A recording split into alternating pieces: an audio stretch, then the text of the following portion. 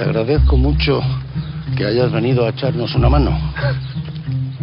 Las gracias me vas a dar, papá. Si tú sabes que a mí me encanta venir aquí al campo a echaros una mano. Además que así me despejo un poco del trabajo. Pero la cosa va bien, ¿no? Sí, va todo muy bien. Va el tren a toda máquina. Lo que pasa es que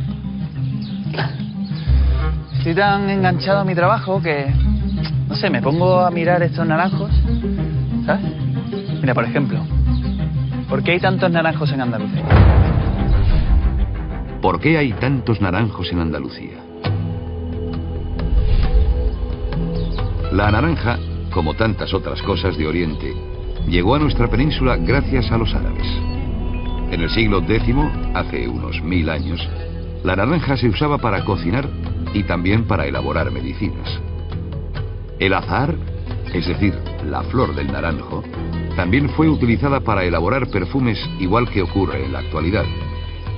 Junto al naranjo, los árabes trajeron a nuestras tierras el limonero y también la lima y el toronjo. El naranjo y el limonero se utilizaban en Al-Ándalus para decorar los jardines por su belleza y por el aroma de sus flores, tal y como sigue sucediendo en nuestros días en los patios y calles de Andalucía.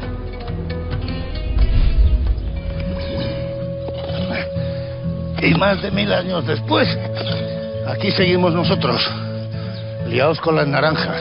Están muy dulces, ¿no? Sí que tienes razón, papá. Por ejemplo, si los andalusíes lograron cultivar naranjos y limoneros y frutas y hortalizas, fue porque también trajeron sus sistemas de regadío. El agua es el origen de la vida. Dóndala. Buenos días. Buenos días, salam alaikum. Me llamo Ali y soy un campesino andalusí. ¿Y a qué se dedica usted, Ali? Pues verá, caballero, yo me encargo de buscar, extraer y repartir el agua por todos los huertos de Al-Ándalus.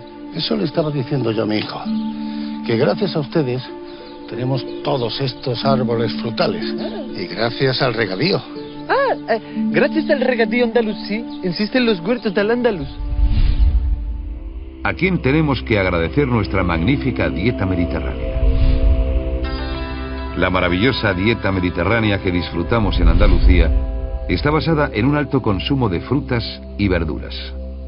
La huerta andaluza produce al año más de 5 millones de toneladas de hortalizas y casi 2 millones de toneladas de frutas. Se lo debemos, en parte, a nuestros antepasados andalusíes. Gracias a ellos, en nuestra huerta se cultivan hoy las espinacas, la berenjena y la zanahoria. Los andalusíes también introdujeron frutas hasta entonces desconocidas: la naranja, el limón, la sandía, el albaricoque, el plátano y el membrillo. Pero para sacar la fruta y la verdura hace falta el agua, que como ya he dicho antes es el origen de la vida. Sobre todo en el campo, porque en el campo, sin agua, no hay nada que hacer. Claro, pero para regar antes hay que conseguir el agua.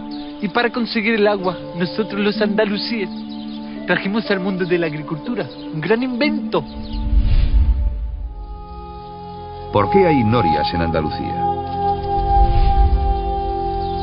El origen de la palabra noria hay que buscarlo en la palabra árabe al-naura, que significa la que llora. Los árabes le pusieron este nombre por el sonido que producía la rueda de la noria al girar sobre su eje, un sonido que recuerda a un quejido. Además, el agua que vierte la noria evoca las lágrimas derramadas. La noria es una rueda grande con muchos recipientes llamados cangilones, que recogen el agua de un pozo y la depositan en un canal. Durante cientos de años, la agricultura andaluza ha dependido de esta grandísima aportación de nuestros antepasados andalusíes para regar sus campos. Tienes razón. Durante muchos años, si no llega a ser por la noria, a ver cómo nos las habríamos apañado para regar el campo. ¿Y si es importante la noria? ¿Qué me dices de la acequia? Bueno, no es por presumir, pero las acequias también existen gracias a los andalusíes. ¿Por qué en Andalucía existen los cultivos de regadío? Nuestros antepasados andalusíes fueron verdaderos maestros en aprovechar el agua para regar los cultivos. La escasez de agua en las tierras árabes y norteafricanas de donde procedían les obligó a crear unos ingeniosos sistemas de riego, como es el caso de la acequia. La palabra acequia proviene de la palabra árabe shakiya, que significa riego. La acequia es un canal que se usa principalmente para conducir el agua a través de los huertos por medio de sus numerosos ramales. Muchas de estas acequias, construidas por nuestros antepasados en la época andalusí, siguen utilizándose actualmente. Un buen ejemplo son las acequias de las Alpujarras granadinas.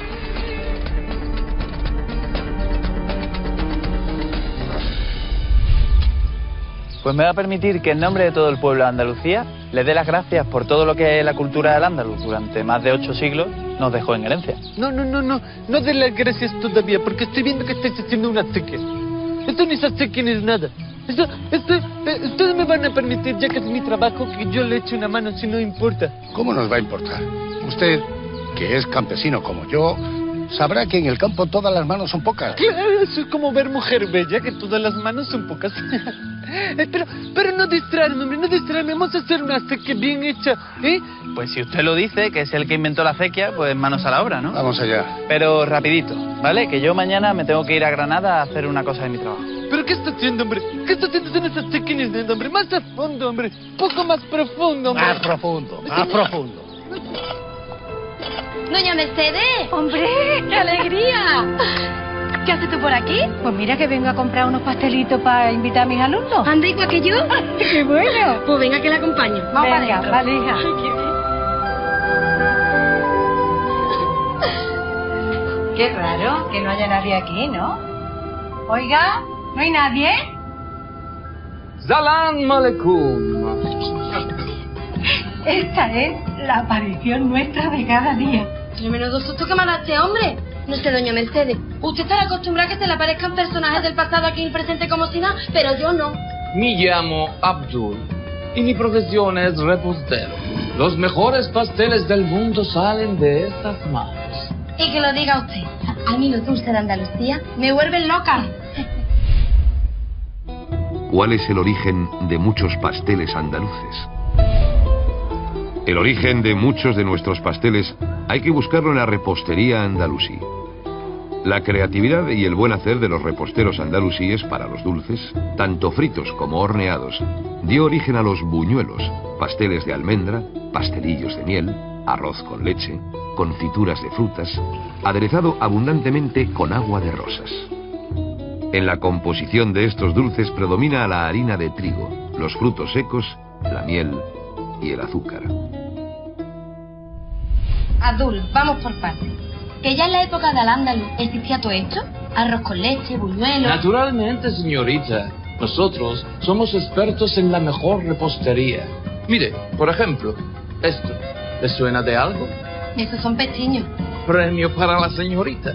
Los pestiños son una de nuestras mejores especialidades reposteras. Bueno, y en esta clase de dulce también podemos meter a las torrijas, ¿no? Como las hago yo en mi clase. ¡Qué rica! Las torrijas, las mejores torrijas del Al-Ándalus, las tengo yo aquí en mi casa. ¿Qué? ¿Les pongo unas bandejitas bien despachadas? Pues claro, hijo. Pero verá, es que como tiene tantas cosas, una no sabe por dónde empezar. Pues mire lo que tengo aquí. Algo extraordinario. ¡Turrón! ¿Cuál es el origen del turrón? El turrón es un dulce muy consumido en Andalucía y en toda España, especialmente en Navidad. El origen del turrón se remonta a la época de Al-Ándalus. La versión más aceptada sobre el origen del turrón afirma que este dulce surgió tras un concurso. Los andalusíes buscaban un alimento nutritivo que se conservara en buenas condiciones durante largo tiempo y a la vez se pudiera transportar fácilmente por sus ejércitos. Pues te digo una cosa, Abdul, el turrón se sigue consumiendo hoy día, sobre todo en la Navidad. Bueno, y una cosa, Abdul. Verá, lo mismo meto la pata, pero atando cabo, ¿no tendrás un dulce que está muy rico y que se llama alfajor? Por favor, de Medina Sidonia. Los mejores que usted pueda. Pues mire lo que tengo aquí. Algo extraordinario. ¡Turrón! ¿Cuál es el origen del turrón? El turrón es un dulce muy consumido en Andalucía y en toda España, especialmente en Navidad. El origen del turrón se remonta a la época de Al-Ándalus. La versión más aceptada sobre el origen del turrón afirma que este dulce surgió tras un concurso.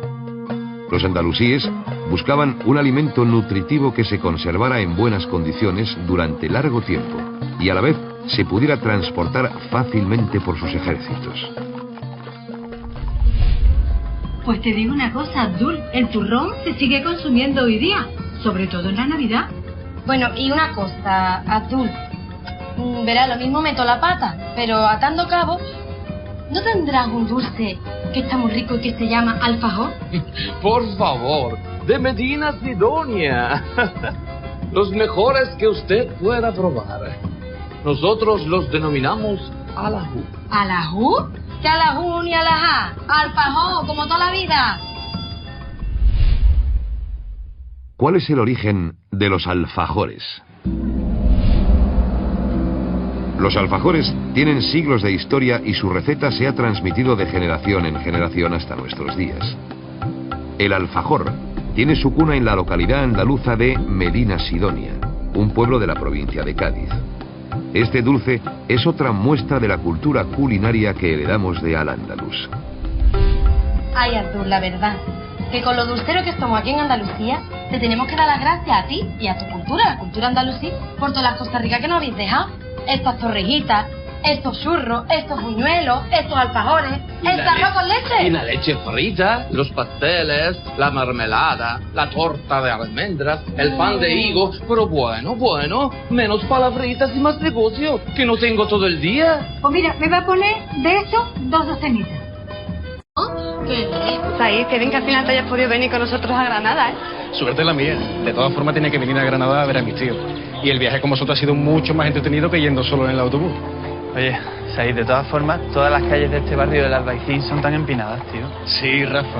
Hay quien dice que el nombre de Albaicín significa barrio de las cuestas. Y ya ves por qué. Bueno, pues ya hemos llegado. Este es el famoso mirador de San Nicolás. Hay que ver qué vistas tan impresionantes hay de la Alhambra desde aquí, ¿eh? ¿Por qué la Alhambra se llama así?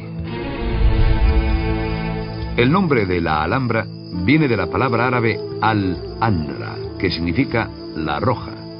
Según cuentan, la llamaban la roja porque de noche, a la luz de las antorchas que la iluminaban en aquella época, la Alhambra se veía de color rojizo.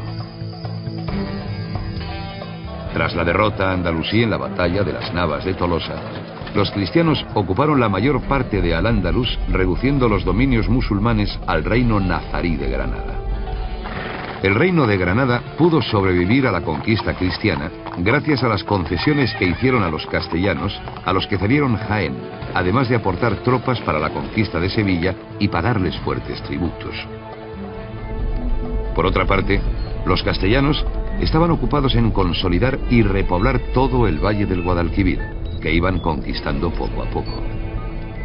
Gracias a estas circunstancias, el reino de Granada conoció 200 años más de esplendor y prosperidad. Fue en esta época cuando se construyó el Palacio de la Alhambra, una joya de la arquitectura universal. La Alhambra es patrimonio de la humanidad y actualmente es el monumento más visitado de España. La verdad que es impresionante, ¿eh? Para mí la Alhambra es el monumento más bonito que he visto en mi vida. Os voy a llevar a un sitio que tiene una vista de Alhambra que lo vais a flipar. Oye, pero cogeremos un taxi, ¿no? Yo como tengamos que ir a patita, te juro que me da un jamacuco, ¿eh? ¿Has dicho jamacuco, Rafa? ¿A que no sabes de dónde viene la palabra jamacuco? Pues como decís vosotros, la respuesta está en la historia. ¿Desde cuándo utilizamos la palabra jamacuco? Los andaluces solemos decir que nos va a dar un jamacuco cuando tememos sufrir un desmayo. La palabra jamacuco viene de la palabra árabe zamacuco, que hace referencia al mareo que produce una borrachera. De ahí que se utilice la palabra jamacuco para indicar que sufrimos una indisposición leve, que suele venir acompañada de un mareo. O sea, que así, que a nuestros antepasados andalusíes también les daban jamacuco. Qué arte, ¿no? Pues sí, hemos heredado del andaluz más de 4.000 palabras. Y maravillas como la Alhambra. Que es bonita por fuera, pero también por dentro. ¿Por qué se usa el yeso en las casas de Andalucía? El yeso es uno más de los muchos productos originarios de Oriente que los árabes trajeron a la península ibérica y de aquí se exportaron al resto de Europa. Aunque el yeso era considerado un material humilde desde el punto de vista decorativo, los artesanos del reino nazarí de Granada lo trabajaron con gran maestría.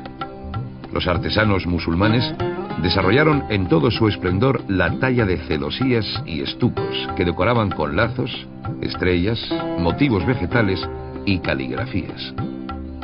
Las caligrafías representan pasajes del Corán, el libro sagrado del Islam. Un buen ejemplo de ellas son las de la Alhambra, muy admiradas por su extraordinaria belleza. Desde entonces, el yeso se sigue utilizando para adornar las paredes y los techos de las casas de Andalucía. Oye, hay que ver la cantidad de cosas que tienen su origen en Oriente, en China o en Persia y que nosotros conocemos gracias a que los árabes las trajeron a Al-Ándalus. Sí. ¿Ya habéis visto esto? Mirad. Vais a flipar con los artesonados de madera. ¿Cuál es el origen de los artesonados de madera? Los artesonados de madera que decoran los techos de las iglesias y los palacios andaluces son también una herencia de la época de Al-Ándalus. El artesonado de madera es una técnica decorativa que consiste en cubrir los techos a base de cuadrados de madera llamados artesones.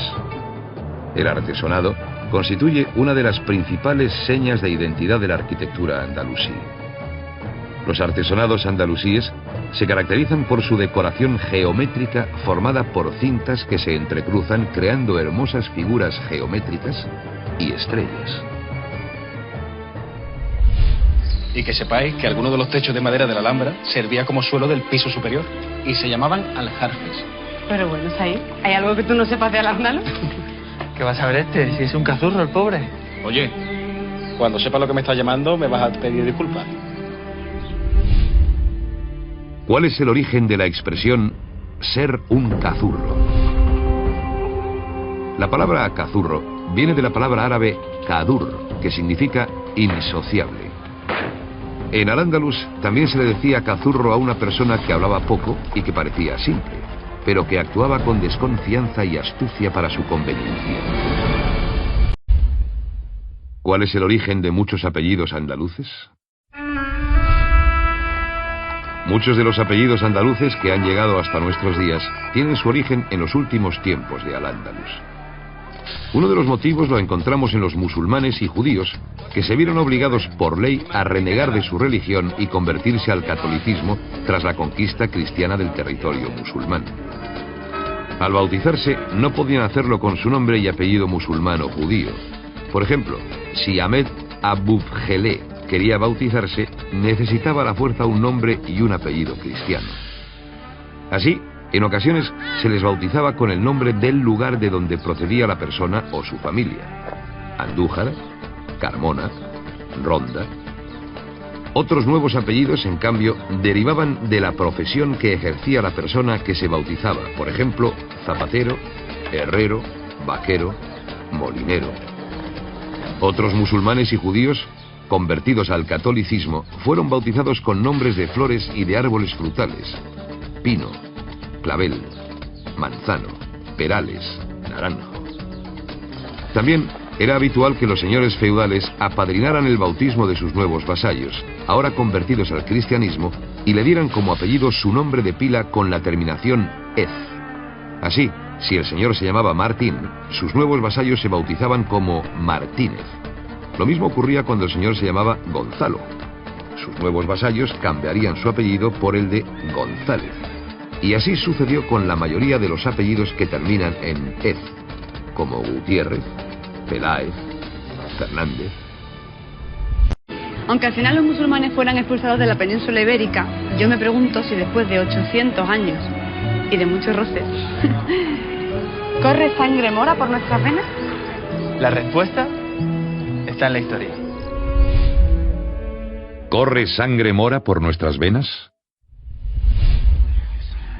Aunque la Inquisición se empeñó en hacer desaparecer la influencia de judíos y musulmanes en la España de la Edad Media, no pudo borrar su huella de nuestros genes. Tras analizar el ADN de 1140 individuos, las universidades de Leicester del Reino Unido y la Universidad de Pompeu Fabra de Barcelona dicen haber demostrado que la convivencia durante siglos, las migraciones, las conversiones religiosas y las invasiones que tuvieron lugar en la península ibérica durante la Edad Media propiciaron la mezcla de sangre que ha ido pasando de generación en generación hasta nuestros días. Al menos la 10ª parte de los españoles tiene un antepasado judío. Y lo que es más, la 5ª parte de los españoles es descendiente de norteafricanos. Es decir, prácticamente 1 de cada 3 españoles descienden de norteafricanos o judíos, según este estudio genético publicado en la revista American Journal of Human Genetics.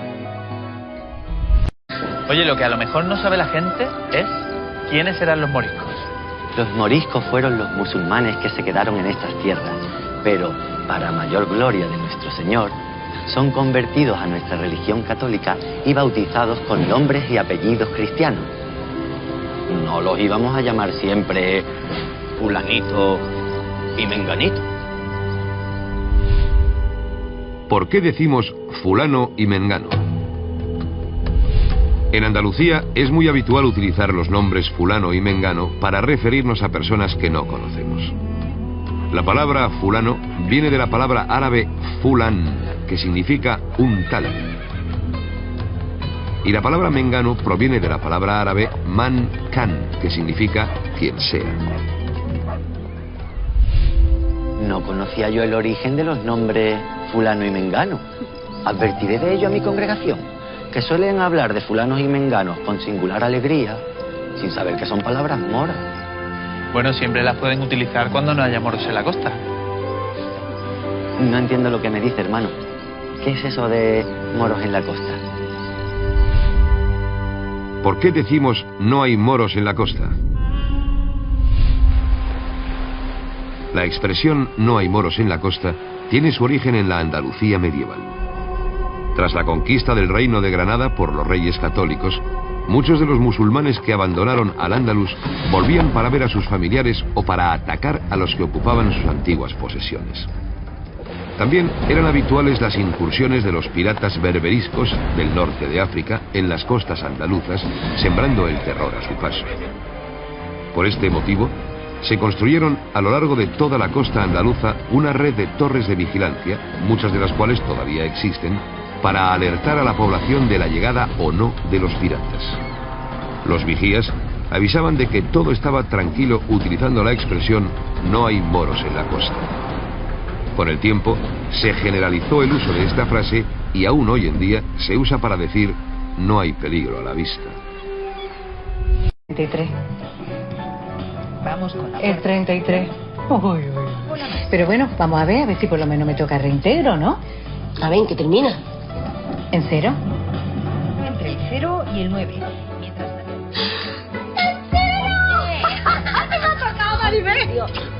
Mamá, por Dios, pero qué escandalera. Pero si solo te ha tocado el reintegro, mujer.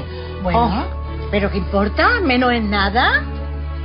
La de veces que usamos los números al cabo del día, y eso te da a ti la medida de lo importantes que son. ¿A que tú no sabes por qué usamos los números que usamos?